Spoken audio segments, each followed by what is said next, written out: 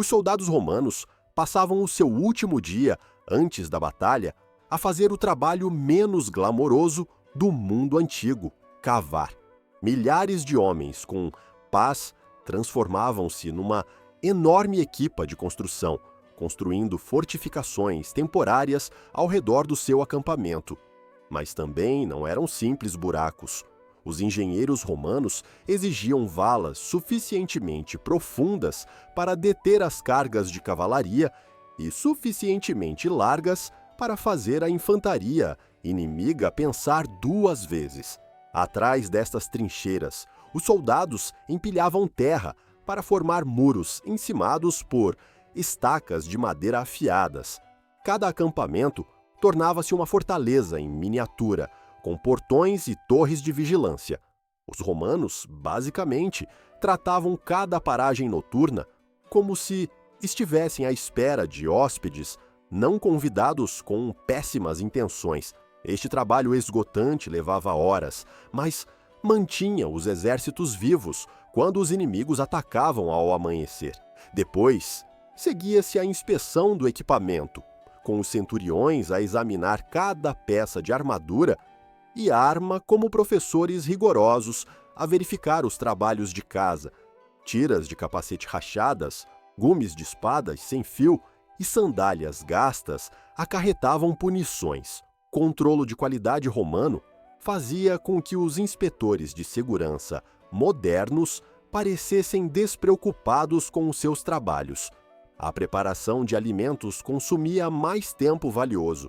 Os soldados moíam trigo para fazer farinha, misturavam água com carne seca e preparavam a sua ração diária de posca, um vinho misturado com vinagre que sabia exatamente tão mal como soa. Ninguém se queixava porque, aparentemente, queixar-se da comida do exército foi inventado muito depois. Os oficiais organizavam a legião em 3 linhas principais e atribuíam posições específicas a cada unidade. Cada soldado aprendia exatamente onde ficar e que sinais observar durante o combate. O planeamento de uma batalha romana implicava mais coordenação do que a organização de um baile de finalistas, exceto que aparecer no lugar errado tinha consequências significativamente mais permanentes. A manutenção de armas preenchia as horas restantes do dia. Os soldados afiavam o gládio até cortar um cabelo, ajustavam as tiras de couro das suas armaduras e reforçavam os escudos com couro cru novo. Quando a escuridão chegava, dormiam em solo duro, usando escudos como almofadas e capas como cobertores. Os rituais religiosos proporcionavam consolo às mentes preocupadas. Os soldados faziam oferendas aos deuses domésticos e rezavam a Marte, prometendo presentes em troca de sobreviverem. O ambiente permanecia mais de negócios do que de celebração, com os oficiais a dar ordens finais e a manter a disciplina entre as tropas ansiosas. O início, a longa espera, o amanhecer trouxe consigo o som das trombetas e controlou o caos enquanto milhares de pessoas se preparavam para a batalha. O exército romano dispunha-se em 3 linhas testadas e comprovadas: os jovens Astati na frente, os experientes príncipes no meio e os veteranos Triari na retaguarda. Cada soldado ocupava exatamente 90 centímetros de espaço, perto o suficiente para entrelaçar os escudos, mas longe o suficiente para brandir armas sem atingir os vizinhos. Os capacetes de bronze protegiam as cabeças, mas criavam graves problemas de visão. A maioria dos soldados só conseguia ver em frente, com a visão lateral, bloqueada por protetores de bochecha metálicos. Os sons tornavam-se abafados, tornando quase impossível ouvir ordens para além da sua área imediata. Os romanos aparentemente tinham descoberto a matemática da violência organizada, o que provavelmente não era a tarefa favorita de ninguém. A comunicação baseava-se em toques de corneta, sinais com bandeiras e mensageiros a cavalo. toques diferentes significavam avançar, parar, virar ou retirar. Apenas os oficiais entendiam todos os sinais, e os soldados comuns dependiam do treino e dos homens ao seu lado. A espera prolongava-se por horas, enquanto os comandantes estudavam o terreno e os movimentos do inimigo. Os soldados assavam sob o sol, com armaduras pesadas e com o suor a ensopar as suas túnicas. Permanecer imóvel com roupa de metal provavelmente era pior do que esperar na fila mais longa na repartição pública mais aborrecida já inventada. Enquanto isso, o chão tremia com os tambores de guerra inimigos e o trovão da cavalaria. Estes sons viajavam através da terra antes de chegarem aos ouvidos, lembrando a cada soldado que a morte marchava na sua direção. O medo afetava os homens de maneiras diferentes. Alguns ficavam imóveis, outros moviam-se constantemente. Alguns ficavam fisicamente doentes. Os centuriões caminhavam constantemente pelas linhas, mantendo a disciplina e evitando o pânico. Corrigiam a postura, ajustavam o espaçamento e sussurravam palavras de encorajamento ou ameaças.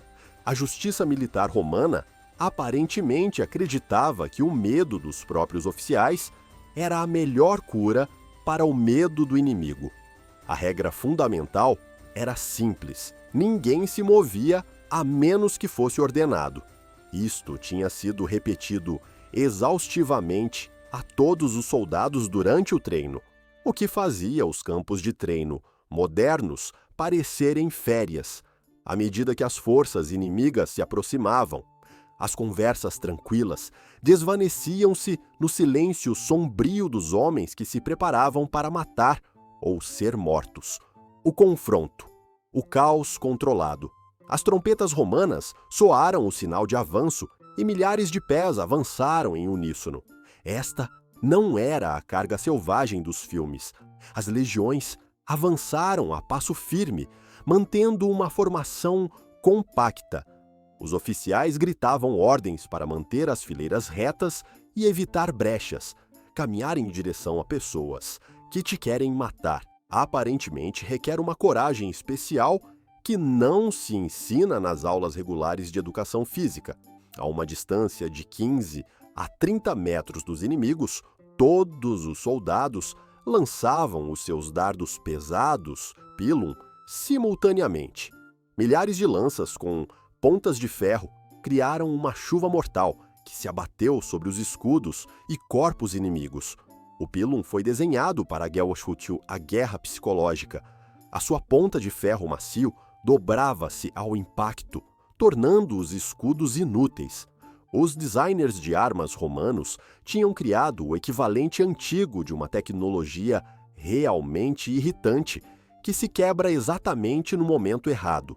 Depois de lançar os dardos, os soldados sacavam do gládio, espadas curtas perfeitas para o combate corpo a corpo. A colisão de forças criou um caos para o qual nenhum treino podia preparar ninguém. Os romanos atacavam primeiro com o escudo contra o dos seus inimigos e usavam o peso do seu corpo para os desequilibrar. Isto parecia menos uma luta de espadas e mais o desporto de contacto mais violento do mundo, exceto que todos levavam objetos metálicos afiados. O combate consistia em golpes com o escudo e facadas rápidas com o gládio. Não havia espaço para esgrima elaborada. Os soldados permaneciam ombro a ombro, protegendo seus vizinhos enquanto procuravam oportunidades para matar os inimigos. O sistema romano funcionava com base no apoio mútuo, onde quebrar a corrente podia ser fatal. A doutrina romana incluía sistemas de rotação que mantinham os combatentes frescos na vanguarda. Os soldados exaustos recuavam enquanto as segundas fileiras ocupavam os seus lugares. Os romanos tinham inventado o trabalho por turnos para a guerra, tornando provavelmente as batalhas o único trabalho no qual as pessoas ansiavam pela pausa. Os oficiais moviam-se ao longo das linhas de batalha, mantendo o espaçamento e substituindo os soldados caídos. O ruído do combate tornava a comunicação impossível. O choque de metais, os gritos dos homens e os gritos dos oficiais criavam um rugido ensurdecedor. Os soldados confiavam no treino e nos seus instintos, seguindo os movimentos ao seu redor, quando o caos ameaçava destruir tudo. O colapso. Quando os planos falham, mesmo as legiões romanas disciplinadas podiam encontrar-se em sérios apuros se os planos corressem mal. Um único ponto fraco podia desencadear reações em cadeia catastróficas, destruindo exércitos inteiros em questão de minutos. O inimigo podia avançar em qualquer ponto e atacar de flanco, transformando o combate organizado num massacre caótico. Quando as formações colapsavam, os efeitos psicológicos propagavam-se mais rápido do que as brechas físicas. Os soldados que lutavam com confiança, de repente, encontravam-se com inimigos a atacar de direções inesperadas. O medo e a luta espalhavam-se mais rápido do que as más notícias em aldeias pequenas, e, geralmente, eram igualmente destrutivos para todos os envolvidos. Os campos de batalha tornavam-se traiçoeiras pistas de obstáculos. Homens mortos e feridos criavam perigo de tropeçar. O sangue tornava as superfícies escorregadias e o terreno irregular tornava-se mortal quando os homens lutavam pelas suas vidas. A comunicação interrompia-se por completo e os toques de corneta tornavam-se inaudíveis no meio do caos. Tentar dar ordens durante um colapso de batalha era como tentar conversar durante uma tempestade. Teoricamente possível, mas praticamente inútil. Os soldados romanos que tentavam retirar descobriam que escapar não era simples.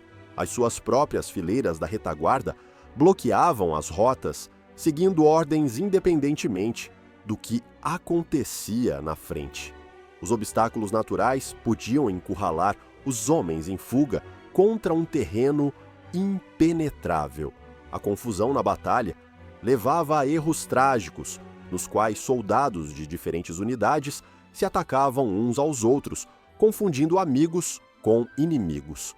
As unidades bem treinadas tinham procedimentos para desastres, mas executar os planos exigia uma liderança excepcional sob extrema pressão.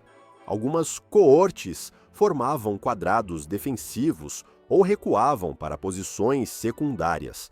No entanto, as recuperações táticas exigiam decisões em frações de segundo por parte de oficiais provavelmente tão confusos como seus homens.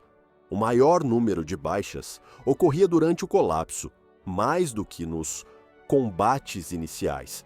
Os soldados em fuga tornavam-se alvos fáceis para a cavalaria inimiga, que podia derrotar a infantaria sem perigo. Ser morto enquanto se fugia era provavelmente a forma mais frustrante de morrer na guerra antiga, como perder jogos mesmo antes de chegar à meta. A cavalaria desempenhava um papel crucial durante as fases de caos. Os cavaleiros romanos podiam carregar contra os flancos inimigos, enquanto a cavalaria inimiga podia transformar retiradas em massacres. O trauma psicológico de vivenciar um colapso permanecia com os sobreviventes para sempre, deixando cicatrizes mentais que a medicina antiga não podia tratar nem compreender. O rescaldo, a burocracia da morte.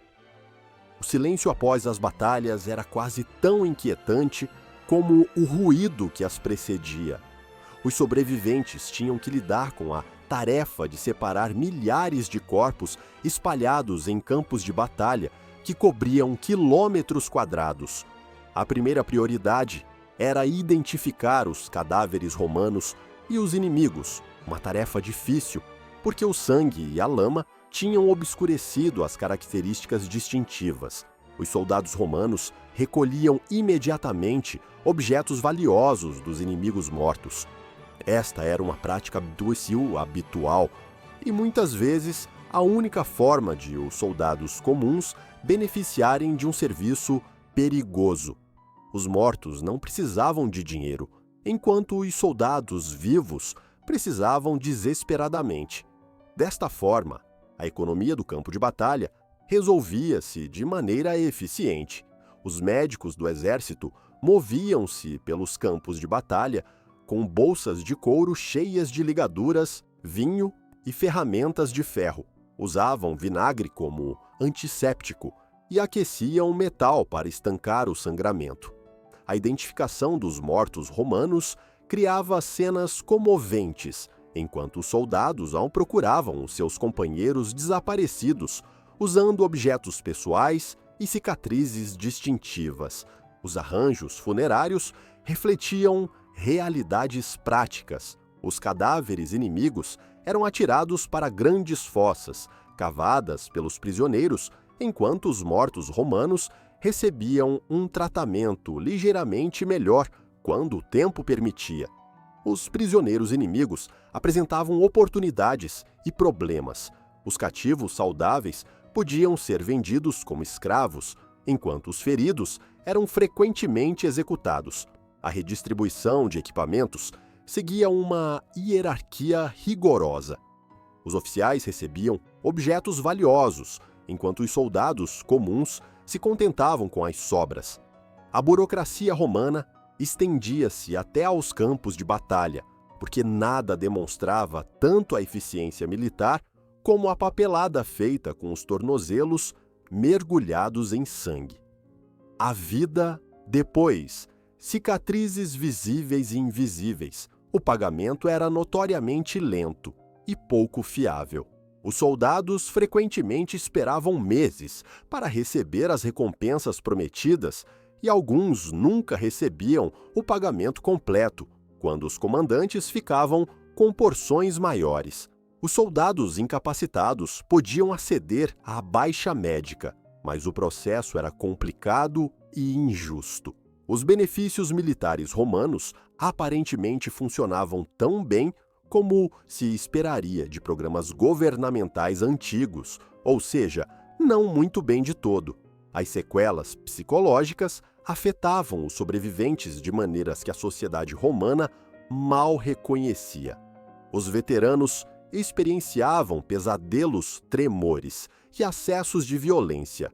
A medicina antiga não compreendia o trauma mental, pelo que se esperava que os soldados simplesmente superassem as suas experiências e se preparassem para a campanha seguinte.